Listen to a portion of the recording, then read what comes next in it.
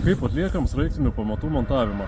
Tai visų pirma, su klientu susiderinam preliminarų brėžinuką, aptariam, kokio ilgio pamatus, kiek pamatų naudosim. Taip pat klientas vietoje nurodo, kaip maždaug stovės namukas. Tai mums reikia bent atžymėti 2 kampus namuko ar kažkokio tai statinio.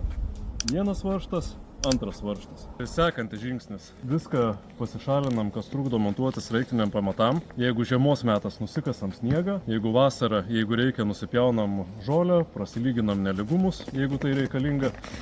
Viską susimatuojam po matavimų, susimatam sraigtinius pamatus į vietas, pasistatom lazerį, kad galėtumėm nusiniveliuoti pamatus ir pradedam darbus. Ir pamatus jau esam sumontavę. Kaip visada su klientu buvom sutarę 1,60 m pamatus, sako klientas nėra šlaitų. Bet atvykus į vietą, kaip visada atsivežam ir ilgesnių pamatų. Pasižiūrėkit. Čia jau montavom 2 metrai, nes pamatas gan aukštai iškilęs.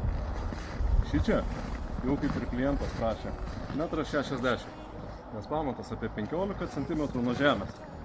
Tai 90% klientai neįsivertina šlaitą, todėl visada įsimetam papildomų pamatų ir atvykę pas klientą būna dar kartelį paderinam samatą iki galo, įvertinam situaciją ir pabaigiam darbus, kad viskas būtų tikrai kokybiškai ir tvarkingai ir kad namuko nei vienas kampas nesmuktų.